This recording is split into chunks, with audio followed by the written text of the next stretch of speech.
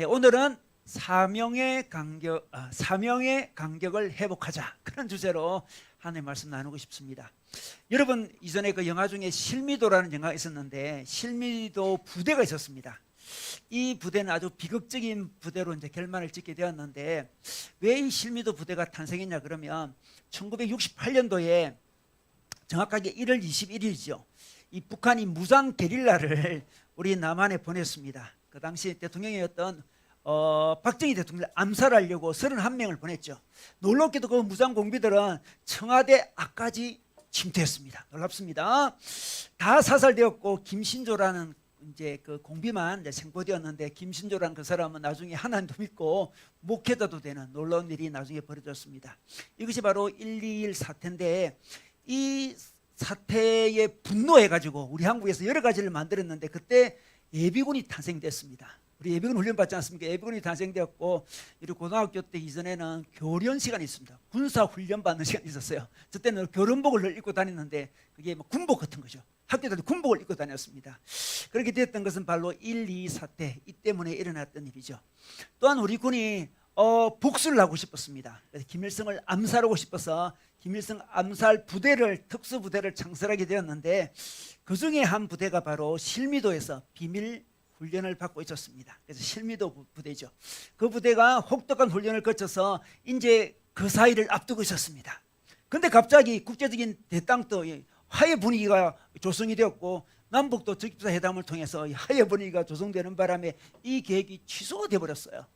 훈련받는 사람은 어떻게 합니까 지금? 그러자 훈련받는 사람이 너무 당황스럽고, 이 특수부대원들에게 대한 대우도 달라졌겠죠, 당연히. 그래서 달라졌습니다. 그래서 아주 대우가 나빠졌죠. 그래서 부대원들의 불만이 고조되었습니다.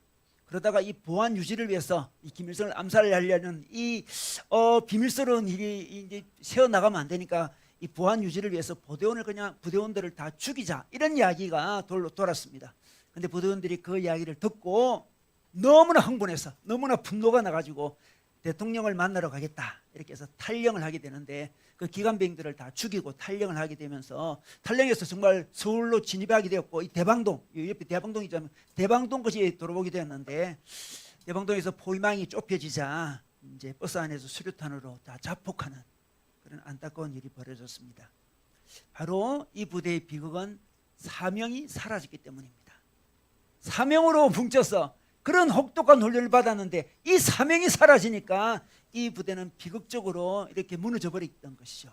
여러분, 우리도 사실 보면 하나님 나라를 전하는, 복음을 전하는 사명자로 부름을 받았습니다.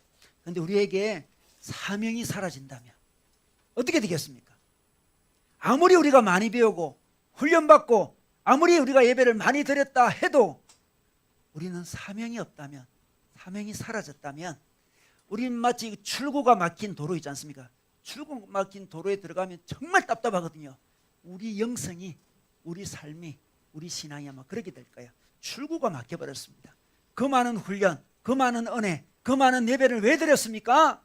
사명을 위해서 드렸는데, 사명이 우리 삶에 없다면 우리는 정말 영적으로 답답함을 느낄 것이고, 신앙의 간격을 누리지 못할 것입니다.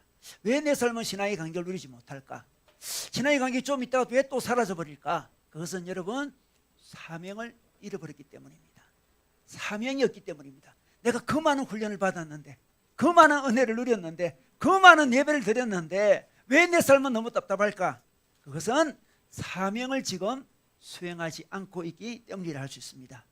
여러분, 우리는 매주 예배를 드립니다. 예배의 절정은 무엇일까요? 예배의 마지막 절정은 무엇일까요? 그것은 사명입니다. 사명. 바로 선교죠. 선교. 예배의 끝은 미션이고 선교고 소명입니다. 미션은 라틴 말로 보낸다 이 말이에요. 예배를 드린 다음에 우리는 보냄을 받는 거죠. 하나님, 예배를 드렸습니다. 이제 저의 미션의 자리로, 사명의 자리로 나아갑니다. 그것이 가정일 수도 있습니다. 직장일 수도 있습니다. 사회일 수도 있습니다. 다시 한번 내가 사회에 나가서, 직장에 나가서, 가정으로 가서 제 할 일을 최선을 다하겠습니다. 그 힘을 얻는 시간, 결단하는 시간, 그 시간이 예배 시간이죠. 예배 시간입니다. 그래서 우리가 예배의 간격을 누렸다면 사명의 간격을 누리는 거죠.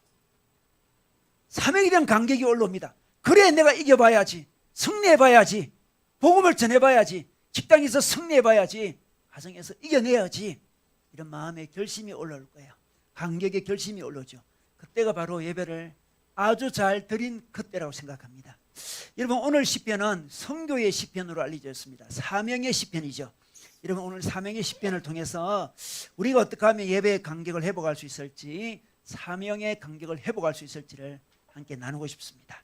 자, 오늘 시편 61편 1절에서 7절 말씀 봉독자가 읽어주도록 하겠습니다.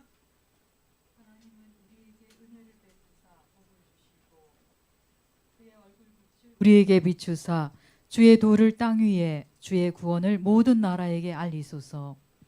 하나님이여, 민족들이 주를 찬송하게 하시며 모든 민족들이 주를 찬송하게 하소서. 온 백성은 기쁘고 즐겁게 노래할지니 주는 민족들을 공평히 심판하시며 땅 위의 나라들을 다스리실 것임이니이다. 하나님이여, 민족들이 주를 찬송하게 하시며 모든 민족으로 주를 찬송하게 하소서. 땅이 그의 소산을 내어 주었으니 하나님 곧 우리 하나님이 우리에게 복을 주시리로다. 하나님이 우리에게 복을 주시리니 땅의 모든 끝이 하나님을 경외하리로다. 아멘. 네, 우리 1절 말씀 보겠습니다. 하나님 우리에게 은혜를 베푸사 복을 주시고 그의 얼굴빛을 우리에게 비추사, 이렇게 말씀하고 있습니다. 축복의 말씀을 하고 있는 거죠. 여러분, 좀 이 말씀이 익숙하지 않습니까? 이 말씀은 지난주에 우리 민수기 말씀, 그 말씀을 반복하고 있습니다. 지난주 우리 민수기 6장 말씀 나눴는데요, 우리 설교 안에 다시 적혀 있습니다. 한번 보겠습니다. 민수기 6장 24절 25절 말씀.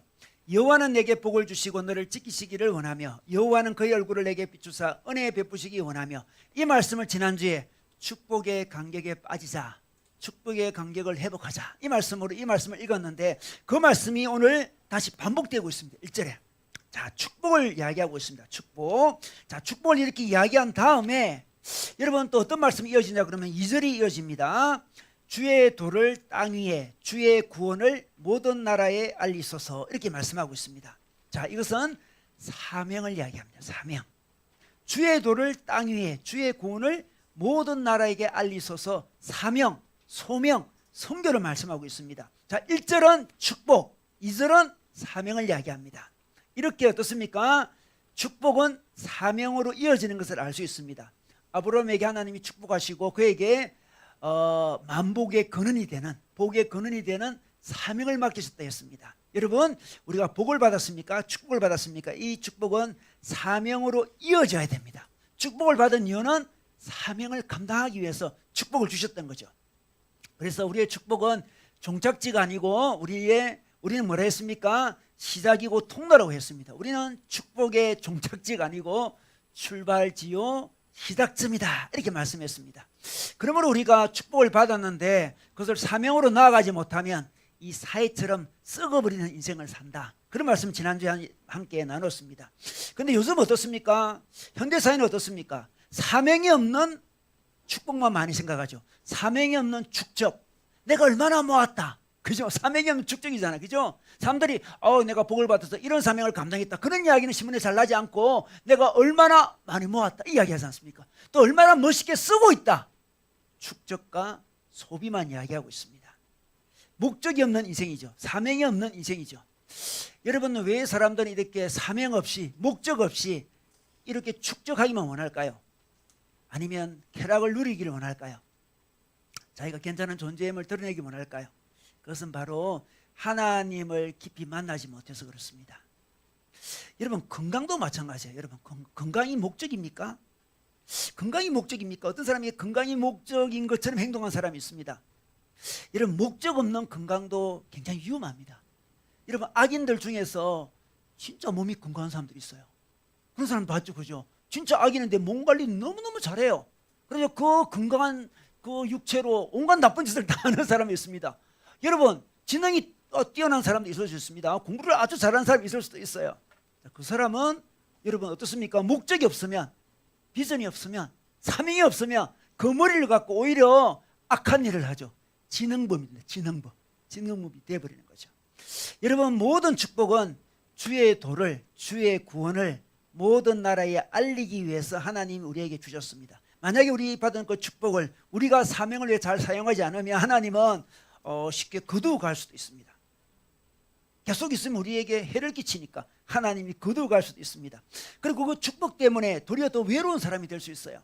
여러분 이런 이야기 들어보지 않았습니까? 어떤 사람이 로또에 당첨이 됐는데 아무도 모르는 곳으로 가버렸다. 그런 이야기 들어보셨죠? 해외 가버렸다. 모든 인간관계가 끊어지는 거예요. 모든 관계가 끊어지는 거예요. 가족관계도 끊어지는 거예요. 더 외로운 사람이 되어버리겠죠. 당연히 하나님 관계도 서먹서먹한 관계가 되어버리겠죠. 너무 비참하지 않습니까?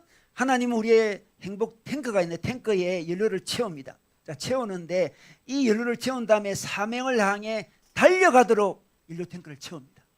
탱크를 채우는 데 목적이 있는 거 아니에요. 우리 차를 몰고 있습니다.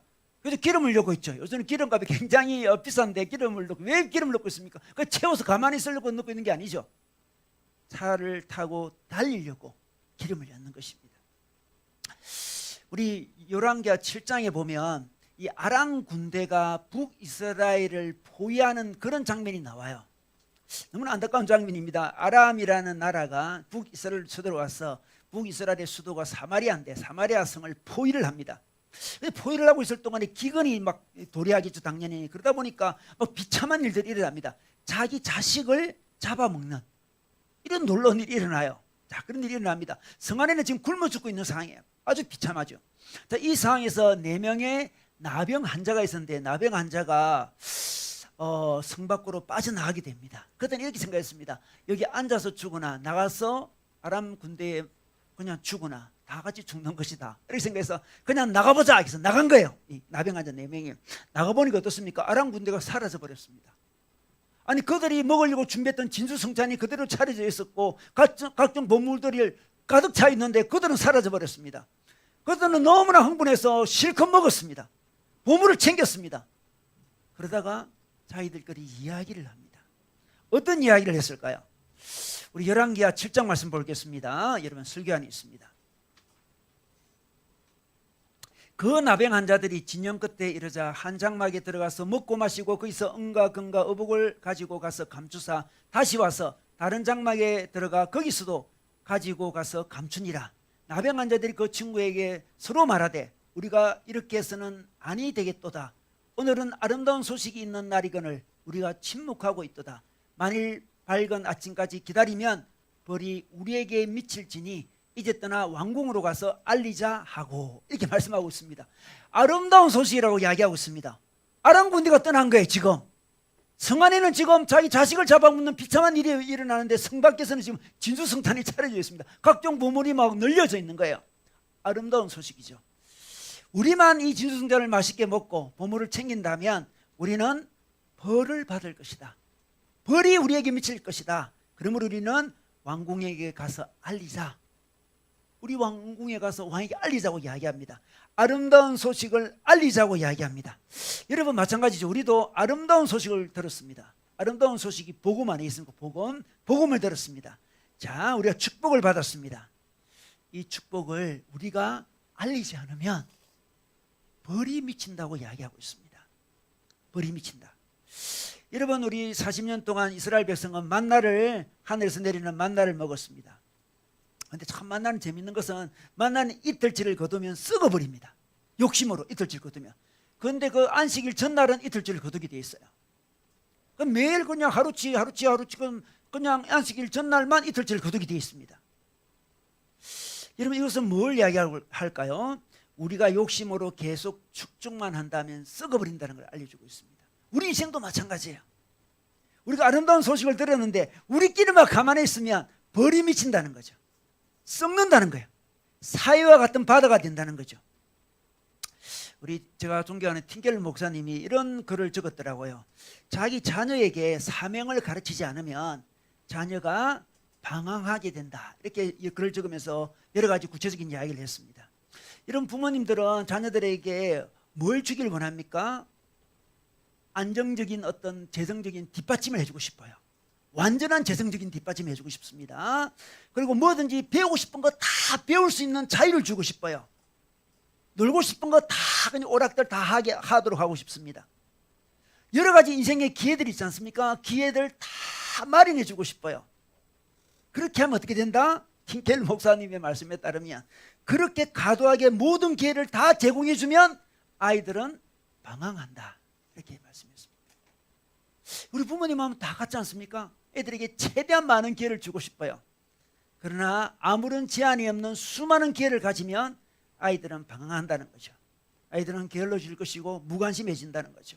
아이들은 우유부단해지고 우울감을 많이 느끼며 짜증내고 낮은 자존감과 불안과 무능력에 빠지는 그 이유는 그 무한한 자유보다 그 자기들의 그 행복보다 더 중요한 사명, 목표를 주지 않았기 때문에 그렇다, 이렇게 말씀하고 있습니다.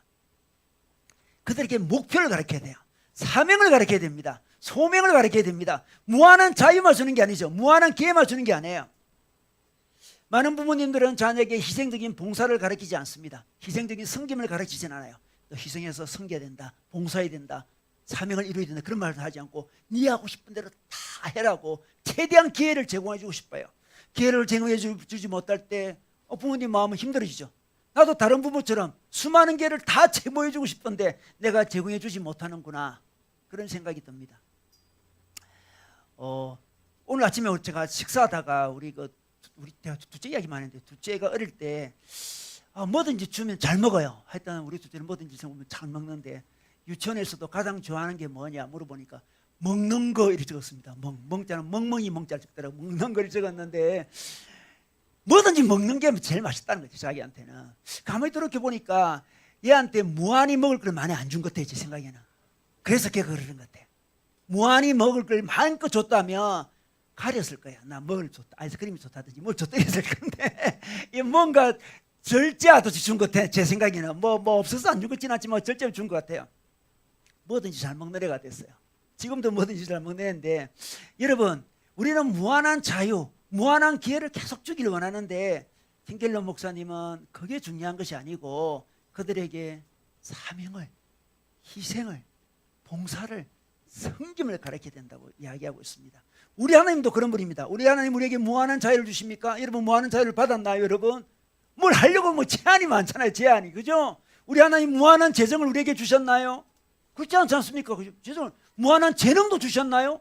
무한한 시간을 주셨나요? 무한한 환경을 주셨나요? 우리는 환경이 제한된 환경들이 얼마나 많은지 모릅니다. 그런데 우리 하나님은 그런 가운데서도 우리에게 늘 사명을 이야기하죠. 사명을 이야기합니다. 그런 제한된 가운데서 자기를 절제하며 사명을 이루는 자가 되기를 하나님 우리에게 바라시는 것입니다. 그렇다면 자기가 지금 사명을 가지고 사는지 사명을 가지고 살지 않는지를 점검을 해봐야 되지 않겠습니까? 어떻게 점검할 수 있겠습니까? 내가 좀 사명을 가지고 사는 사람인지 그렇지 않은 사람인지 어떻게 점검을 할 수 있습니까? 그것은 어떤 태도, 자세를 보면 알 수 있습니다. 자, 우리가 자기가 사명자인지 알려면 자기가, 우리 마태복음 5장 13절에 보면 우리에게 소금이다 그래요. 세상의 소금이라 했는데 소금의 자세를 가지는지 그렇지 않은지를 살펴보면 됩니다. 자, 소금은 뭡니까? 소금. 우리 마태복음 5장 13절 말씀 한번 읽어보겠습니다. 자, 5장 13절 말씀, 이 말씀 한번 다 같이 읽어볼까요? 너희는 세상의 소금을 읽겠습니다. 시작.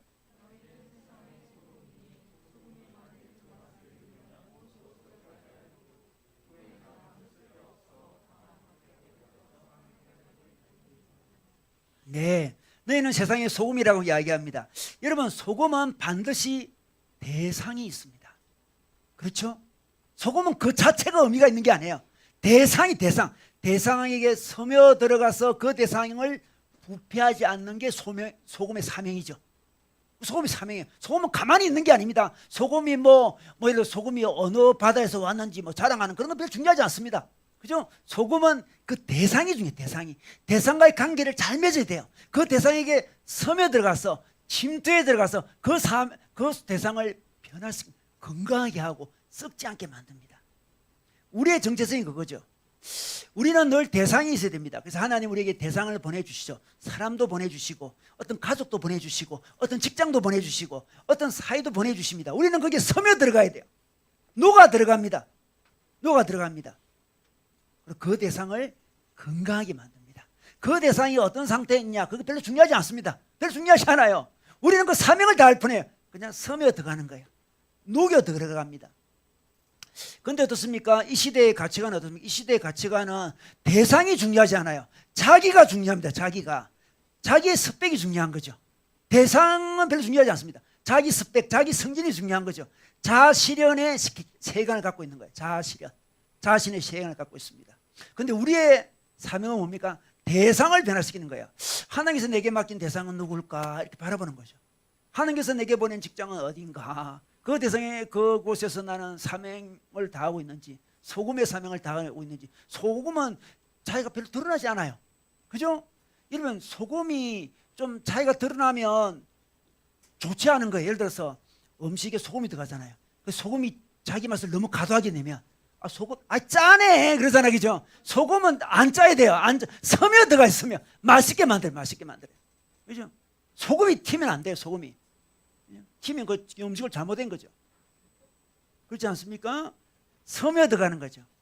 자아실현의 세계관을 사람들은 이야기합니다. 그런데 우리의 세계관은 어떻습니까? 대상을 변화시키는 거예요. 조용히 겸손히 대상을 변화시키고 대상을 건강하게 하죠. 이게 우리의 세계관이죠. 우리 메슬로의 욕구 5단계, 우리 잘 알지 않습니까? 욕구 5단계. 인간은 욕구 5단계가 있다는 거죠. 마지막 단계는 자아실현의 욕구다 이렇게 이야기하는데, 그가 말년에 이 주장을 후회했다 그래요.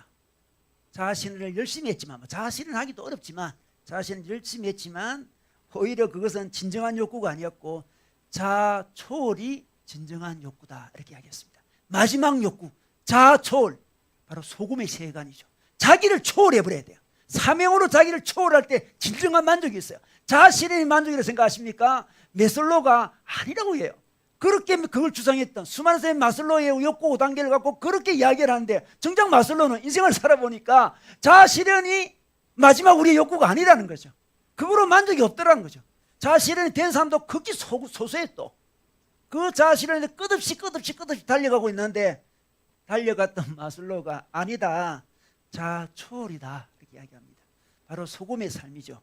여러분, 조직에서도 가만히 보십시오. 자기만의 성과를 내려고 막 몸부림치는 사람보다 있잖아요, 조직을 위해서 소금처럼 녹아 들어가는 사람. 처음에는 부각이 잘 안 되겠죠. 녹아 들어가는 사람, 그 결국 조직을 잘 되게 하는 사람, 그 사람이 결국 윗사람들 그런 사람 다 알아봅니다. 여러분 알아봐요. 그 사람이 잘 되게 됐어요. 그죠? 그 사람이 성장하게 되어 있습니다. 교회도 보면 있잖아요, 이 섬에 들어가는 사람들이 있습니다. 훌륭한 사람들 싹 섬에 들어갑니다. 교회 건강을 위해서 싹 섬에 들어가서 자기 역할을 하면서 싹 섬에 들어가는 그 사람이 건강한 교회를 만들고 있는 것입니다. 자, 우리의 사명은 소금의 사명이다. 여러분, 요즘에 소금의 사명을 감당하고 있습니까? 감당하고 있습니까? 가정에서도 가만히 보면 소금처럼 가정에 싹 섬에 들어가는 분들이 있죠. 가족들이 있죠. 그 가족이 바로 그 가정을 건강하게 유지하고 있습니다. 하나님은 우리를 사명자로 불러주셨습니다. 복을 받았습니까? 사명자로 나가야 됩니다. 자, 그렇다면 구체적으로 우리의 사명은 구체적으로 어떤 것들이 있을까요? 자, 2절로 돌아가 보겠습니다. 2절로 우리 오늘 시편 67편 2절 보겠습니다. 주의 도를 땅 위에, 주의 구원을 모든 나라에 알리소서 이렇게 말씀하고 있습니다. 주의 도란 길도 저잖아요. 길이죠, 길. 구원의 길을 이야기합니다. 자, 구원을 알리는 것이 우리에게 가장 큰 사명이라 할 수 있습니다. 여러분, 우리는 구원을 얻었습니다. 구원이라는 큰 보물을 얻었죠. 놀라운 소식, 복음의 소식을 들었습니다. 자, 이 복음을 찾는 이에게 전하는 것이 우리의 사명입니다. 그런데 우리 복음 전한다 그러면 요즘에 복음 전하기 좀 익숙지가 않아요. 익숙지도 않고, 또 복음을 전하는 사람들이 좀 이렇게 지혜 없이, 센스 없이 전해가지고 오히려 상대방에게 부담을 주거나 불편을 주는 경우도 많이 생겼어요. 그러면 어느 순간 우리는 또 반발작용으로 아예 복음을 전하지 않는 그런 모습을 많이 띄고 있습니다. 요즘에 제가 물어보죠. 요즘 복음 전합니까? 물어보면 전부 다 복음 열심히 전합니다 이런 사람은 별로 없는 것 같아요. 다들 조심하고 있어요. 조심하고 있습니다. 혹시 내가 복음을 전하다가 상대방의 마음을 불편하게 하면 어떡하지 해서 조심하고 있습니다. 그러나 상대방에게 부담을 줄까 봐 복음을 아예 전하지 않는 것은 사명을 아예 저버리는 일이라 할 수 있습니다. 복음 전할 때 센스 있게 지혜롭게 전하는 거 정말 필요합니다. 그러나 결국 여러 번 전하다 보면 그 사람은 우리가 좀 방식이 부족하고 이런 거 부족한 것보다도 우리 마음을 보게 되거든요. 마음을 알게 됩니다. 우리가 정말 사랑하는 마음으로, 진심의 마음으로 복음을 전하면 그들은 믿든 안 믿든 우리를 좋게 생각합니다. 우리 복음을 전해야 돼요, 여러분. 복음을 전해야 됩니다. 복음을 전하는 뿐만이 아니죠. 복음으로 사람을 양육해야 됩니다. 양육. 양육해야 됩니다. 그래서 저희 교회에서 삼담사라는 아주 좋은 교재로 복음도 전도하기도 하고 양육도 하는 우리 그런 시간을 가지고 있지 않습니까? 보니까 우리 사당 가정교회는 가정교회 전체가 삼담사로 공부하고 들어가요. 요즘에 공부해요. 그래서 우리 아기들이 다 있어가지고 이 공부하는 게 굉장히 어려워요. 그런데 참 지혜를 내가지고 오전에 앞타임은 형제들이 자녀를 보고 우리 자매들이 공부하고요. 그 다음 시간은 자매들이 애를 보고 형제들이 공부를 하고 그 형제들이 앉아있는 이것만 해도 놀랍대요. 우리가 어떻게 애들 없이 이렇게 우리끼리 앉아있지? 너무 신기한 거예요. 이럴 수가 있나 우리가 이런 자유의 시간을 하면서 너무 기뻐하고 있습니다. 놀랍죠? 그리고 1대1로 몇 팀이 지금 우리 삼탐사를 하고 있습니다. 이것이 바로 복음을 전하는 것이고 서로를 양육하는 것이죠. 이것이 바로 사명입니다. 우리 8월 달에 어느 이제 우리 대학생 어느 자매가 세례를 받게 되었습니다. 저랑 같이 세례 공부를 하고 있는데 저는 세례 이제 훈련을 하면서 제가 이 자매에게 복음을 완전히 전하는 건 아니에요. 이미 다 전했더라고. 선배들이 사랑으로 다 전했고 저는 정리만 하면 돼. 정리만 해주면 돼요. 얼마나 감사한지 몰라요. 선배들이 다 전했습니다. 마음밭이 다 준비되어 있어요. 하나님 믿을 만의 마음의 준비가 다 되어 있습니다. 저는 확인하고 정리만 할 뿐입니다. 그래서 8월 달에 그 자매는 또 세례를 받겠죠. 얼마나 기쁜지 몰라요. 세례를 받는다는 거. 교회가 건강한 증거 아니겠습니까? 세례를 준다는 거. 얼마나 감사한지 몰라요. 자, 복음을 전하는 게 우리의 사명입니다. 이런 복음을 전하지 않으면 우리 인생이 막 길 막힌 것 같아요. 우리 차 몰고 가다 보면 길 막히면 답답하잖아요. 그죠? 내가 왜 이리 답답할까? 사명으로 나가지 못해서 그런 거예요. 복음을 전해보지 못해서요. 내가 믿는 복음을 전해보면 진짜 진리라는 걸 자기가 깨닫거든요. 먼저 내가 말하면서 진짜 맞네 그런 거 느끼잖아요. 우와 진짜 복음이다, 진짜 진리다 이렇게 깨닫게 됩니다. 그런데 복음을 전하지 어느덧 자기가 가진 복음도 흐릿해지는 거죠. 그래서 복음을 전해야 됩니다. 물론 지혜롭게 전해야 됩니다. 센스 있게 전해야 됩니다. 상대방을 배려하며 전해야 됩니다. 그러나 복음 자체를 전하는 것은 너무나 큰 우리의 사명이죠. 더 나아가서 우리 복음 전도와 함께 사회의 어떤 정의를 실천해야 됩니다. 우리 4절 말씀 보겠습니다. 4절 말씀에 보면 우리 중간쯤에 보면 주는 민족들을 공평히 심판하시며 땅의 나라들을 다스리실 것임이니다. 공평히 심판하신다 그러잖아요. 하나님 나라 통치는 하나님 나라의 특징은 공평입니다. 공의죠, 공의. 그래서 우리는 공의를 정의를 실현해야 되는데 어떻게 실현하겠습니까? 어떤 정치적인 프로그램으로 뭐 군사적인 프로그램으로 경제적인 프로그램으로 이 땅에 하나님 나라를 오게 할 수 있습니까? 정의를 실현할 수 있습니까? 그렇다면 얼마나 좋겠습니까? 조금은 실현되겠죠. 그러면 선진국들은 다 지금 하나님 나라가 도래했을 거예요. 그죠? 정치적으로, 경제적으로, 뭐 사회적으로, 군사적으로 다 안정됐다면, 그죠? 그 프로그램으로 이것이 완성되지 않습니다. 완성되지 않습니다. 하나님 나라의 어떤 힘으로 공예가 조금씩 완성되어 가는데, 여러분 우리는 하나님 나라 공의로운 나라라는 것을 이 세상에서 보여줄 필요가 있습니다. 미래에 완성될 하나님 나라는 100% 공의로운 나라인데 그 공의로운 나라를 우리가 기다리고 있음을, 그 공의로운 나라가 우리에게 지금 다가오고 있음을 사인으로 보여줄 필요가 있습니다. 우리는 이런 나라를 기다린다, 이런 공평한 나라를 기다린다 하면서 공평한 나라의 맛을 보여줄 필요가 있다는 거죠. 그것이 어떻게 드러납니까? 우리가 질병 퇴치를 위해서 노력하는 거, 바로 공의로운 나라를 만드는 거죠. 빈곤 퇴치를 위해서 노력하는 거, 바로 공의로운 나라를 구하는 거죠. 불이랑 싸워서 계속 싸워가는 거, 이것도 바로 하나님 나라를 이 땅에 이루는 거죠. 적당히 타협하고 불의에 눈 감고 그럴 때가 많지 않습니까? 우리는 불의와 싸워야 됩니다. 불편하더라도 좀 불의와 싸울 필요가 있고 정의를 세워갈 필요도 있죠. 그리고 이웃의 빈곤에 대해서 눈 감는 것은 편할 수도 있어요. 그냥 뭐 어쩔 수 없지, 눈 감을 수 있습니다. 그러나 이웃의 빈곤을 퇴치하는 데 힘써야 돼요.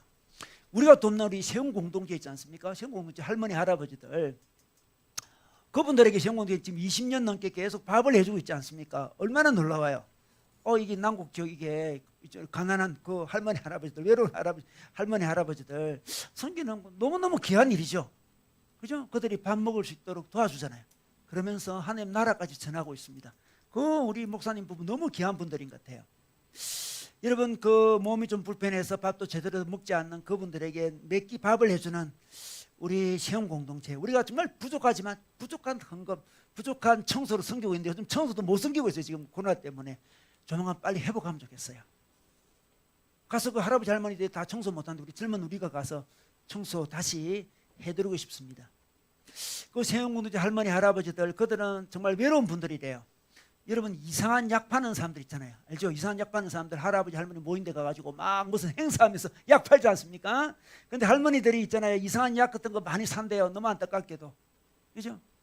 너무 안타까워요. 그들이 뭐 그냥 조금 모아놓은 그 돈을 갖고 그 이상한 약들을 산다는 거죠. 그럼 왜 삽니까? 물어보니까 그 약 팔러 온 사람들이 할머니 보고 누나라 부르던데. 누님. 너무 외로워가지고 이 젊은 애들이 자기를 누님이라 부르니까 마음을 완전히 다 빼앗겨버린대. 그 할머니들. 누님. 비싼 약을 사. 너무 안타깝죠. 우리 세운공동체는 말로 누님 하는 게 아니고 진짜 그들에게 필요한 밥을 해줍니다. 너무 귀한 일이죠. 여러분 우리가 그것을 감당하는 것이 사명을 감당하는 것이죠. 우리 탈북대학교 우리 맞은편에 우리들학교 우리가 돕고 있습니다. 너무 귀한 일인 것 같아요. 너무 귀한 일. 저도 가끔 거기 가서 이제 예배 드리러 예배 인도하러 가거든요. 가끔 저를 초대해요. 가면 제가 여러 사람들을 만났는데 어찌 보면 제가 만난 부류 중에 가장 어찌 보면 좀 불행한 사람들만 모여 있는 것 같아요. 주로 부모님 없지 않습니까?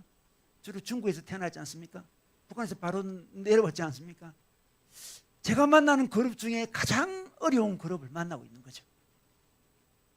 그들을 돕는 것이 바로 사회에 하나님 나라를 실현하는 모습입니다. 근데 이 모든 것들은 있잖아요. 가만히 보면 공동체를 이룰 때 잘 도울 수 있습니다. 복음 전도도 사회 정의도 공동체를 세워야만 잘 감당할 수 있어요.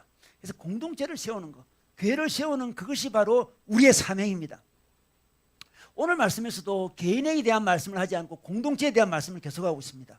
우리 1절에 볼까요? 1절에도 하나님은 우리에게 이 공동체를 이야기합니다. 공동체를.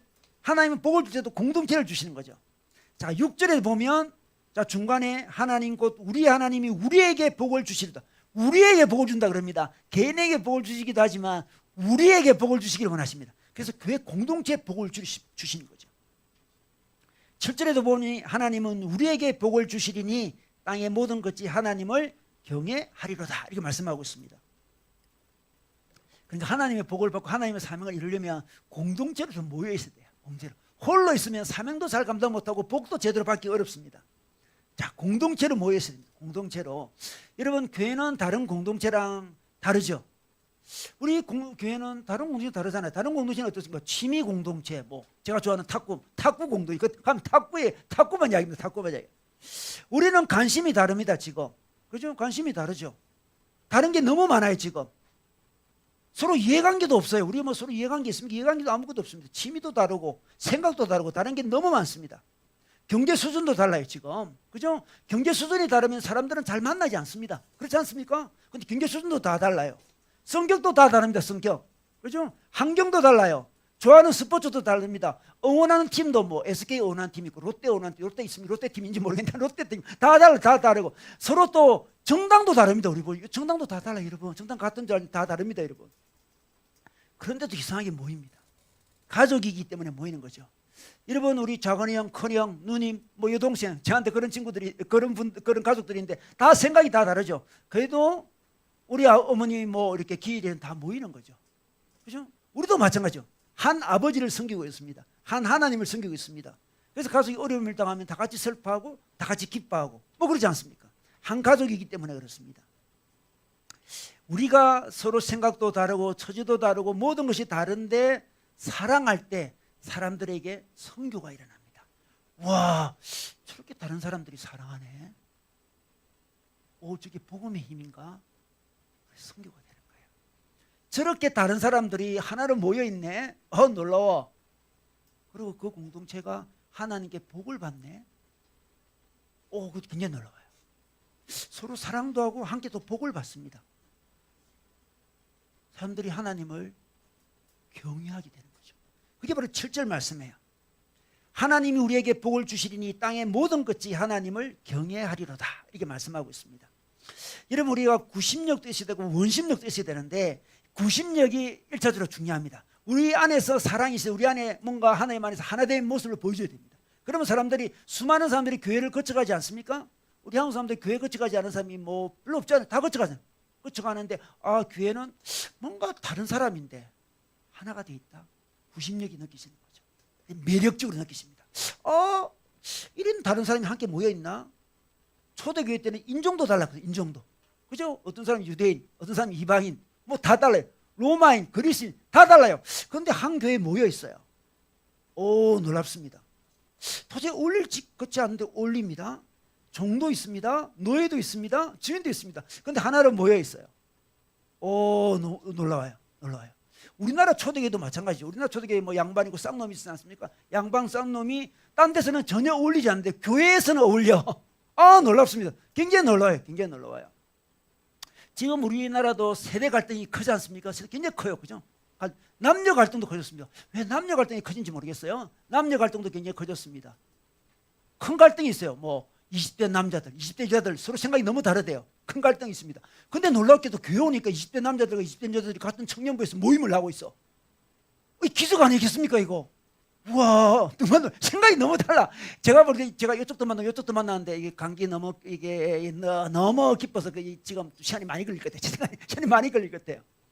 그런데 교회는 더 높은 가치로 하나가 되어 있습니다. 더 높은 가치가 있다니까요. 더 높은 가치가 있습니다. 그 모습을 보고 사람들은 도전을 받습니다. 로마 시대 주인과 노예가 한 교회 다녔습니다. 형제자매라 불렀습니다. 주인과 노예가 어떻게 형제자매라 불러요? 우리나라 양반과 쌍놈이 형제자매라 부릅니다. 이전에는 뭐 남자와 여자와 같이 만나는 것도 없는데 교회는 만남이 일어납니다. 사실 제가 어렸을 적만 해도 제가 고등학교 때 교회 갔었는데 가니까 이 남녀가 아주 자연스럽게 어울려 있더라고요. 제가 굉장히 문화 충격을 받았어요. 우리 때는 남녀가 자연스럽게 어울리는 것을 상상을 못했거든요. 여학생을 사귄 애는 좀 잘 나가는 애들 있잖아요. 좀 이상하게 잘 나가는 애들. 그 몇 명만 여학생을 사귀지 여학생을 만나서 이야기하는 그런 경우도 거의 없었는데 교회 가니까 남녀의 벽이 무너져 있더라고요. 와, 문화 충격. 대단한 문화 충격이죠. 그런데 초대교회는 그보다 더 심했다는 거죠. 모든 벽들이 다 무너져 있었습니다. 그 놀라운 하나됨의 모습을 보여줄 때 사람들은 하나님을 경외하게 되죠. 참 교회는 놀라운 곳이다. 어떻게 저리 다른 사람들이 모여있지? 정치적인 견해도 다른데도 함께 하나 돼 있어. 도저히 상상이 안 가, 이거. 경제적인 차이가 이렇게 심한데 어떻게 같이 이야기를 하고 있어요? 같이 밥을 먹고 있네? 이것도 너무 놀라운 일이죠. 여러분, 우리는 교회로 부르심을 받았습니다. 그래서 교회를 세워가야 됩니다. 하나된 교회를 세워가야 되는 거죠. 어떻게 세워갑니까? 자기 상황에 맞게 자기가 섬기면 되는 거예요. 그죠? 자기가 할 수 있는 봉사를 하면 됩니다. 여러분, 우리가 예배를 드리는데 예배 드리기 위해서 여러 사람들이 봉사를 해서 예배 장소를 지금 이렇게 세팅을 한 거죠. 세팅을 한 거예요, 지금.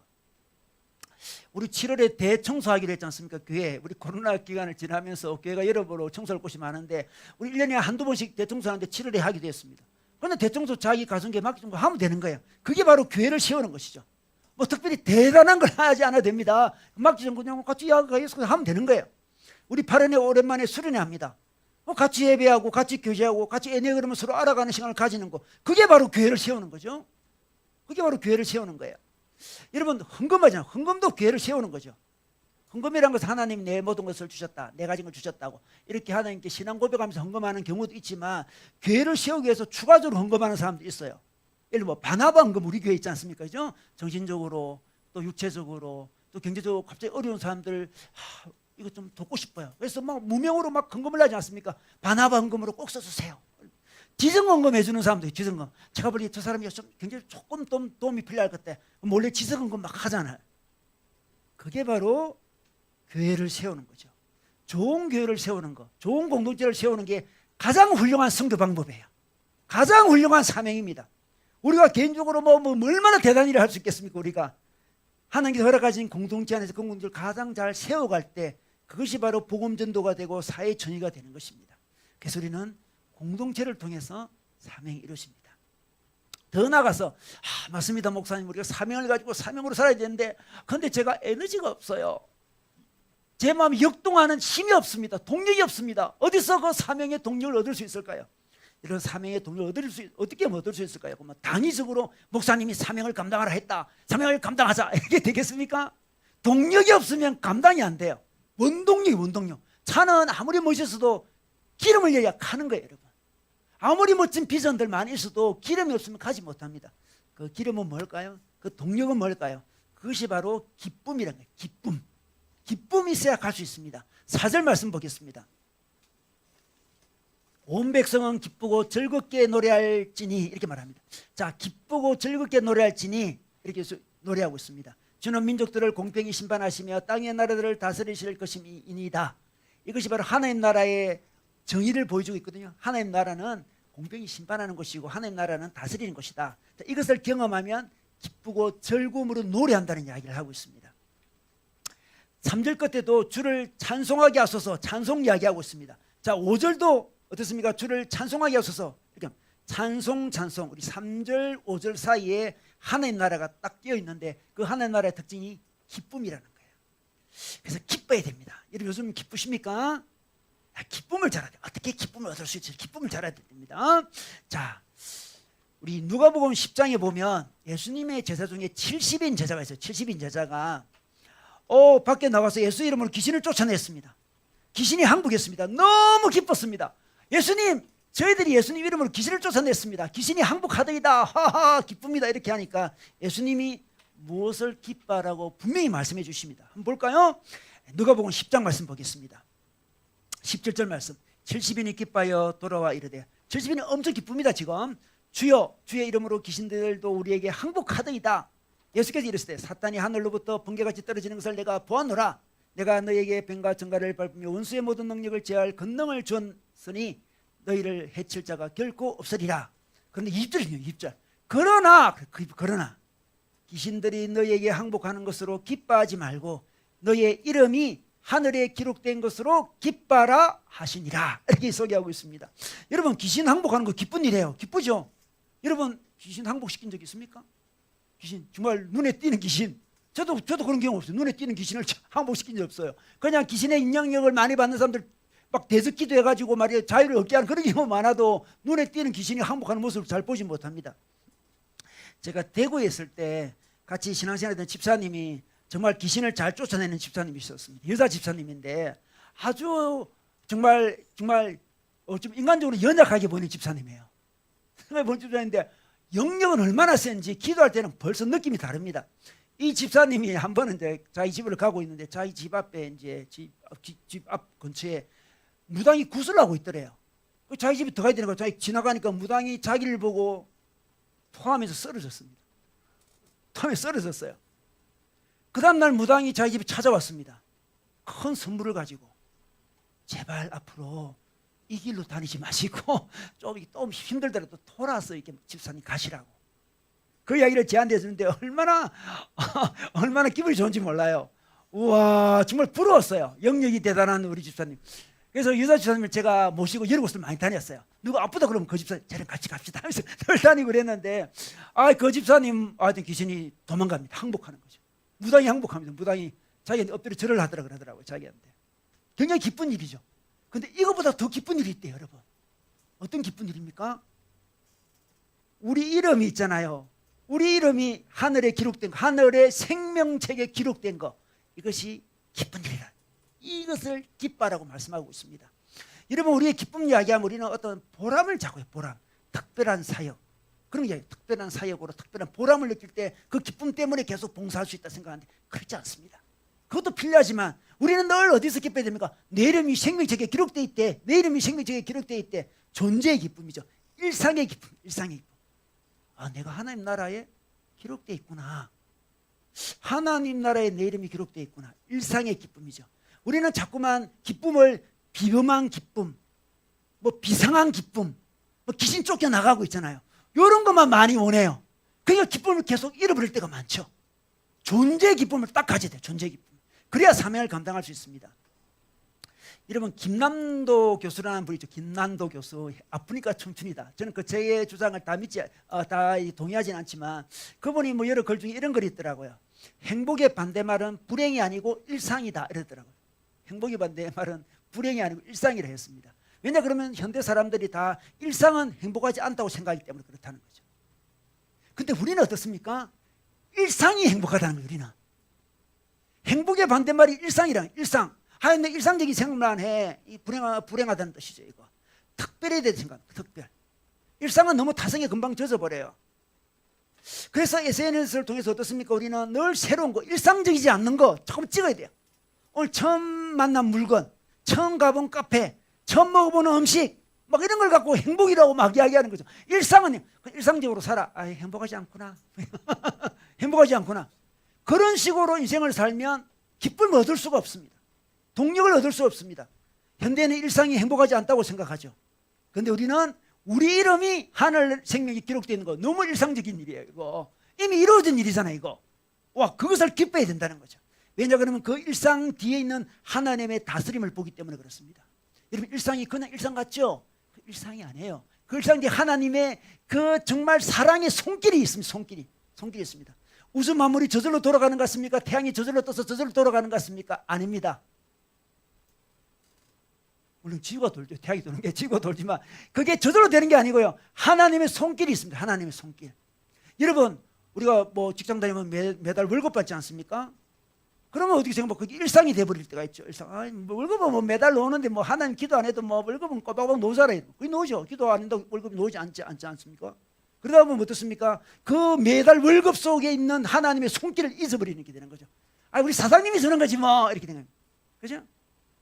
월급이 들어올 확률은 다음 달에 월급이 들어올 확률은 99%예요, 여러분. 여러분 기도 안 해도 들어와요. 그러다 보니 하나님을 살짝 빼게 되죠. 기도 안 했는데도 별일이 일어나지 않습니다. 아, 교회 한번 빠지면 뭐 큰일이 날 것 같은데 교회 뭐 빠져도 되고 뭐 예배 안 드려도 기도 안 돼도 뭐 일상이 돌아가는 것 같아요. 그러다 보면 일상은 하나님 없는 일상이 돼버리는 거죠. 하나님을 지워버립니다. 그러다 보면 감사가 사라지는 거죠. 감격이 사라집니다. 하나님이 일상을 붙들고 있다는 걸 이제 까먹게 되는 거죠. 그래서 우리 삶은 지겨워지고 게을러지고 때때로 방황하고 비교하고 열등감 느끼고 이런 모든 것들이 일상의 기쁨. 눈을 떴는데 아침이네. 감격이 없는 거예요. 기도 안 해도 아침 오대 뭘 기도 안 해도 저 월급은 받는 거고 이 생각합니다. 여러분, 결혼해서 가정을 이루면 가정이 뭐 특별한 일이 막 일어납니까? 그냥 뻔하잖아요. 다 같이 일하고 또 열심히 일하고 또 자녀도 키우고 그런 거예요. 그냥 또 뭐 노력해도 별 변하지도 않는 것 같아요. 우리 부모님 위해서 부모님 병을 위해서 기도했는데 병이 별 낫지 않는 것 같기도 하고 있잖아요. 자기 남편은 별로 바뀌지 않는 것 같죠 하고 누구 전도하고 싶은데 3년째 기도해도 뭐 그런 일들이 일어납니다. 똑같은 것 같아요. 똑같은 거라는 생각이 들면서 일상에 대한 관계를 자꾸 잊어버리게 되는 거죠. 그래서 우리는 어떻습니까? 타성해졌거나 무미건조하게 흘러가거나 안 그러면 자꾸 비범한 일, 보람 있는 일, 의미 있게 보이는 일, 그런 걸 계속 추구하게 되는 거죠. 그러나 일상이 가능하게 된 것은 하나님의 다스림 속에 있기 때문에 그렇습니다. 다스림 속에. 제가 손가락을 좀 다쳤어요. 손가락 다치지 않습니까? 손가락 불편해요 지금.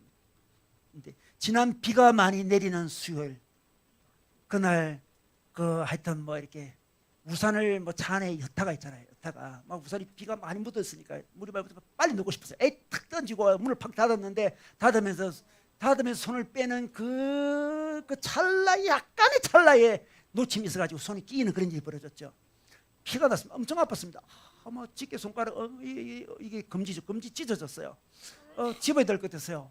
그 피가 억수가 쏟아지는 그날 왜 우리 신림동은 외과가 없는지 세 군데나 안 집어준다 해가지고 비를 맞으며